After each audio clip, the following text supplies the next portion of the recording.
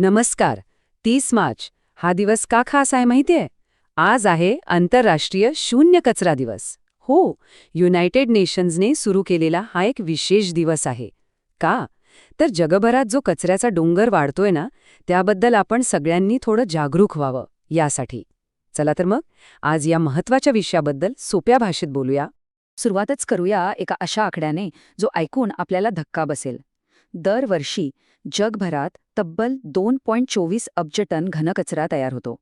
विचार करा, हा आकडा किती प्रचंड मोठा असेल. हा तोच कचरा आहे जो रोज आपल्या घरातून शहरांमधनं बाहेर पडतो. आणि खरी काळजीची गोष्ट तर पुढे आहे.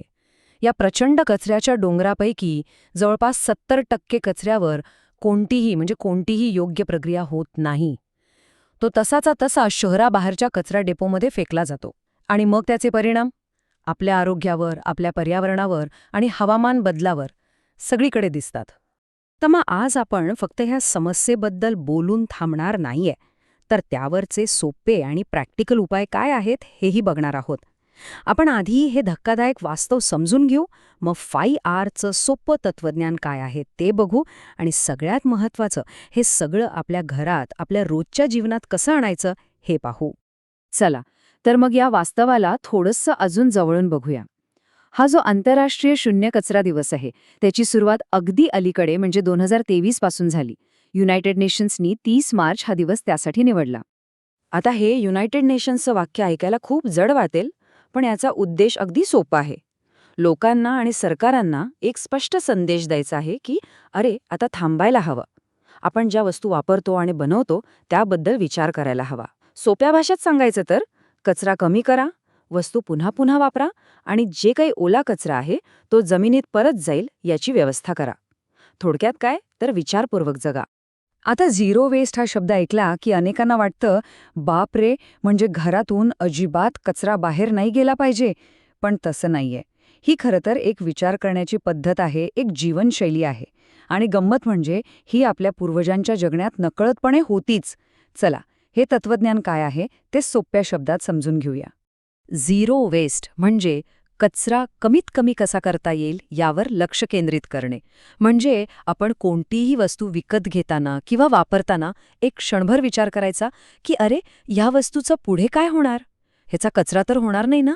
आणि झालाच तर तो कमी कसा करता येईल? हीच ती विचार करण्याची पद्धत. ह्या जीवनशैलीचा पाया आहेत 5R नावाचे 5 सोपे नियम. चला, एक एक करून बघूया. पहिला आर आहे रिफ्यूज, म्हणजे नकार द्या. दुकानातून फुकट मिळणारी प्लास्टिकची पिशवी असो किंवा हॉटेलमधला प्लास्टिकचा चमचा, गरज नसेल तर नाही म्हणायला शिका. दुसरा आर रिड्यूस, म्हणजे वापर कमी करा.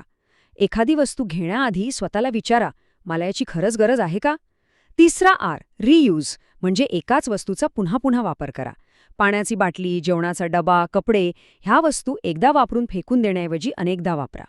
चौथा आर रिसायकल, म्हणजे ओला आणि सुका कचरा वेगळा करा, जेणेकरून सुक्या कचऱ्यावर योग्य प्रक्रिया करता येईल.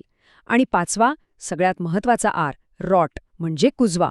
आपल्या घरातला जो ओला कचरा आहे, म्हणजे भाज्यांची देठं, फळांच्या साली, हे सगळं कंपोस्ट करून मातीत मिसळू द्या. अच्छा, हे सगळं ऐकायला तर खूप छान वाटतंय, नाही का? पण आता प्रश्न येतो की हे प्रत्यक्षात आपल्या घरात कसं आणायचं? तर सुरुवात करूया त्या जागेपासून जिथे सगळ्यात जास्त कचरा तयार होतो.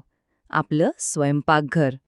तुम्हाला ऐकून कदाचित आश्चर्य वाटेल, पण आपल्या घरात जो एकूण कचरा तयार होतो त्यातला जवळपास 50 ते 60% कचरा हा एकट्या किचनमधून येतो. हो, म्हणूनच जर आपल्याला कचरा कमी करायचा असेल तर सुरुवात स्वयंपाकघरापासूनच करायला हवी. किचनमधला कचरा कमी करण्यासाठी 4 सोप्या सवयी आपण लगेच सुरू करू शकतो.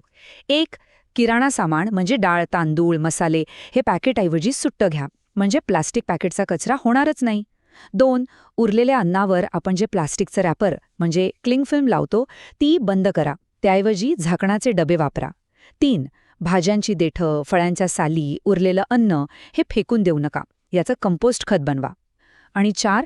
तेल किंवा घरातले क्लीनर्स छोट्या बाटल्यांमध्ये घेण्याऐवजी मोठे रिफिल पॅक आणा, याने प्लास्टिकचा वापर खूप कमी होतो. एक अंदाज आहे की एका घरात रोज साधारणपणे 300 ते 400 ग्रॅम ओला कचरा तयार होतो. विचार करा, जर आपण सगळ्यांनी या कचऱ्याचं कंपोस्टिंग करायला सुरुवात केली तर तो कचरा डेपोत जाऊन प्रदूषण करण्याऐवजी आपल्याच झाडांसाठी उत्तम खत बनेल. आता वळूया बाथरूमकडे. बाथरूम म्हणजे एक असा छुपा कचरा झोन आहे जिथे आपण नकळतपणे खूप प्लास्टिक कचरा तयार करतो. शॅम्पूच्या बाटल्या, फेस वॉशच्या ट्यूब्स, डिस्पोजेबल रेझर्स, यादी खूप लांबचक आहे. पण चांगली गोष्ट ही आहे की ह्या सगळ्या वस्तूंना आता पुन्हा वापरता येणारे पर्याय उपलब्ध आहेत.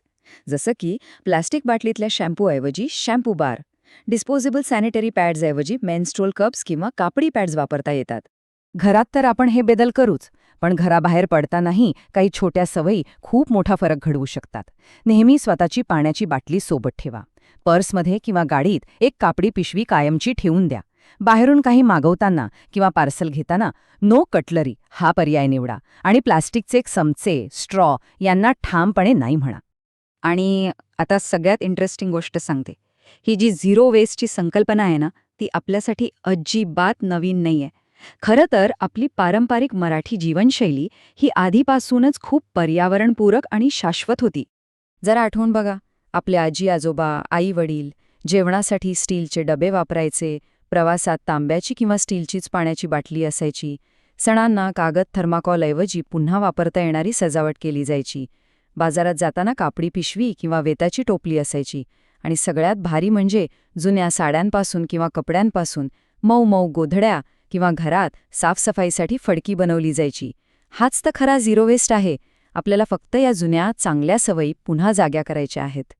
चला तर मग ह्या आंतरराष्ट्रीय शून्य कचरा दिनाच्या निमित्ताने एक छोटंसं पण मजेशीर 7 दिवसांचं चॅलेंज घेऊया, जेणेकरून आपण लगेचच आजपासूनच सुरुवात करू शकू. तयार आहात? हे आव्हान एकदम सोपं आहे. बघा, पुढचे 7 दिवस काय करायचं. दिवस पहिला, आज ठरवून टाका एकही प्लास्टिकची पिशवी घरात आणायची नाही, फक्त कापडी पिशवी. दिवस दुसरा, दिवसभर फक्त स्वतःची पाण्याची बाटली वापरायची.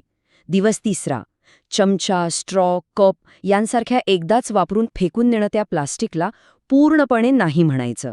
असं करत करत चौथ्या दिवशी टिश्यू पेपरऐवजी आपला साधा रुमाल, 5व्या दिवशी घरून डबा घेऊन जायचा, 6व्या दिवशी किचनमध्ये एक छोटा कंपोस्ट बिन सुरू करायचा आणि 7व्या दिवशी घरातली एक जागा निवडून तिथल्या न लागणाऱ्या वस्तू दान करायच्या.